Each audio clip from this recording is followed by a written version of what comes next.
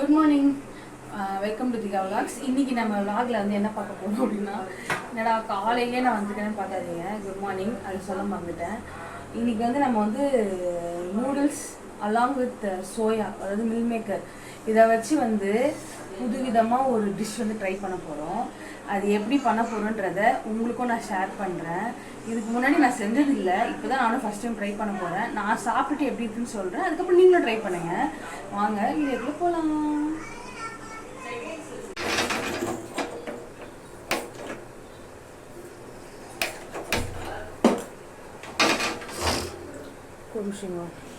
இப்படி வந்து பார்த்தீங்கன்னா, நான் வந்து மேகியும் அதாவது நூடுல்ஸையும் மில் மேக்கரையும் வந்து பார்த்தீங்கன்னா ஆஃப் பாயில் வந்து பண்ணி வச்சுருக்கேன்.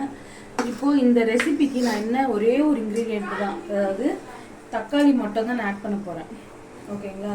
இது கூட வந்து நீங்கள் காரத்துக்கு பச்சை மிளகா வேணால் ஆட் பண்ணிக்கலாம், பட் நான் பச்சை மிளகா ஆட் பண்ண போகிறதில்ல. வெறும் தக்காளி மட்டுமே ஆட் பண்ணி இந்த நூடுல்ஸையும் அண்டு வந்து மில் மேக்கரையும் வச்சு புதுவிதமான ஒரு பிரேக்ஃபாஸ்ட் கண்டிப்பாக நல்லாயிருக்கும். நம்ம எப்படி பண்ணுறதுன்றத பார்க்கலாம் வாங்க. அடுப்பு பற்ற வச்சாச்சு.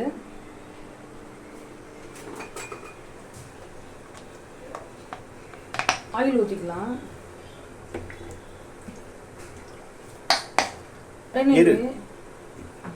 நீங்கள் ஆயில் ஊற்றின உடனேவே என்ன பண்ணணும்னா, ஹீட் ஆயிடுக்குன்றத கன்ஃபார்ம் பண்ணதுக்கப்புறம் டொமேட்டோ வந்து ஆட் பண்ணிக்கலாம். எண்ணெயிலே தான் இந்த தக்காளியை வந்து நல்லா வதக்கணும். தண்ணிலாம் நீங்கள் எதுவுமே ஆட் பண்ணக்கூடாது. ஏன்னா நம்ம பாயில் பண்ண வேண்டிய எல்லா விஷயத்தையுமே நம்ம பாயில் பண்ணிட்டோம். ஏதாவது என்னன்னா நூடுல்ஸையும் மில் மேக்கரையும் வந்து நம்ம பாயில் பண்ணிட்டோம். இதுக்கப்புறம் நீங்கள் தண்ணி ஊற்ற வேண்டிய வேலையே கிடையாது.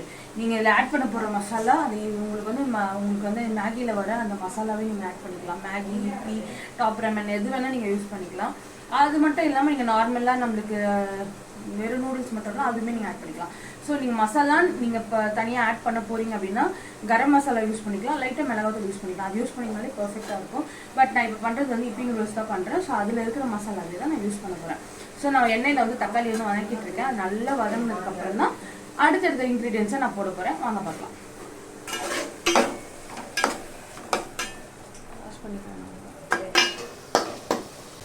தக்காளி வந்து நம்ம வதக்குற இந்த ஸ்டேஜ்லேயே வந்து பார்த்தீங்கன்னா லைட்டாக வந்து உப்பு ஆட் பண்ணிக்கலாம்.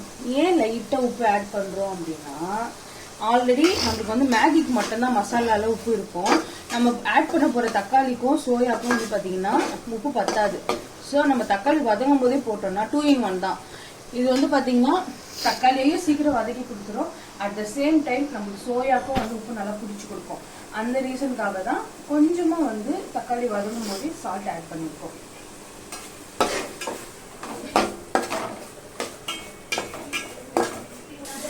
ஆரம்பிச்சிங்களா? இது வந்து என்னன்னு பார்த்தீங்களா, இது வந்து பார்த்தீங்கன்னா ட்ரை பண்ண நெல்லிக்காய். இதை வந்து நம்ம ஹவுஸ் ஒய்ஃப்ல என்ன பண்ணுவோம், எதுவுமே நம்ம செல்ஃப் கேர் பண்ணவே மாட்டோம். அந்த மாதிரி இருக்கும்போது இந்த மாதிரி ட்ரை நெல்லிக்காய் வந்து வாங்கி வச்சுக்கோங்க. இந்த மாதிரி குக் பண்ணுறீங்க இல்லையா, குக் பண்ணும்போது சும்மா ஒரு பீஸ் எடுத்து ஆயிலில் போட்டுச்சிங்கனாலே சும்மா அது ஓரமாக அது பாட்டில் அது வேலையை பார்க்கும். நீங்கள் பாட்டில் உங்கள் வேலையை பார்க்கலாம்.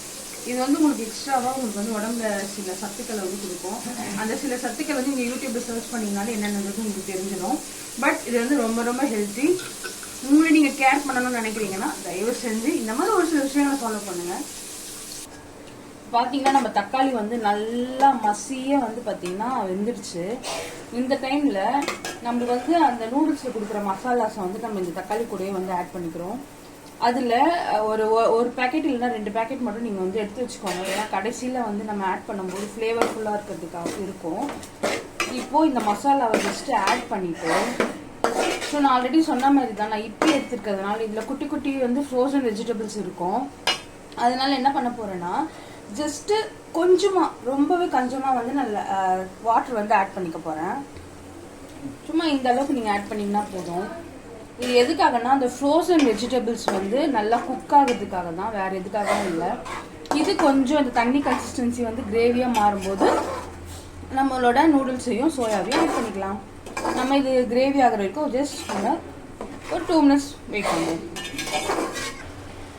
இது பாத்தீங்கன்னா நம்ம தண்ணி கன்சிஸ்டன்சில இருந்து கொஞ்சம் திக்கான கன்சிஸ்டன்சி வந்துச்சு இல்லையா, இந்த டைம்ல வந்து நம்ம நூடுல்ஸையும் அண்ட் அந்த சோயா வினிமேக்கரையும் நம்ம ஆட் பண்ணிக்கலாம். நான் வந்து ஃபர்ஸ்ட் வந்து நான் ஆஃப் பாயில் பண்ணி வச்சிருக்கிற சோயா வந்து ஆட் பண்ணிக்கிறேன்.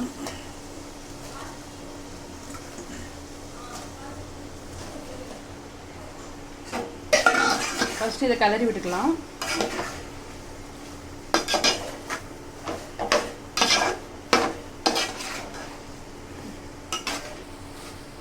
நம்ம ஏன் ஃபர்ஸ்ட் சோயா போட்டோம் அப்படின்னா சோயாவில் வந்து டேஸ்டே இருக்காது. அதாவது உப்பு நம்ம எதுவுமே ஆட் பண்ணியிருக்க மாட்டோம் ஆஃப் பாயிலில். அதனால உப்பு மசாலா பிடிக்கிறதுக்காக ஃபர்ஸ்ட் சோயாவை போட்டுட்டு சும்மா ஒரு ஹீட் ஆகிற வரைக்கும் மட்டும் நம்ம வந்து ஹோல்ட் பண்ணுறோம். நல்லா சூடாயிடுச்சு. இந்த சோயாவை நம்ம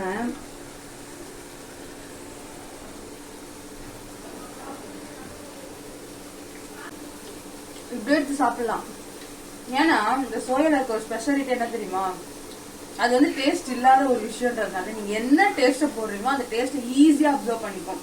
அவ்வளவு ஒரு சூப்பரான ரிச் புரோட்டீனான ஒரு சோயா வந்து தான் வச்சு நம்ம மேகி செய்யறோம். இப்ப நல்லாவே மசாலா வந்து நல்லா எடுத்துருச்சு. இப்போ நம்ம நூடுல்ஸ் ஆட் பண்ணிடலாம்.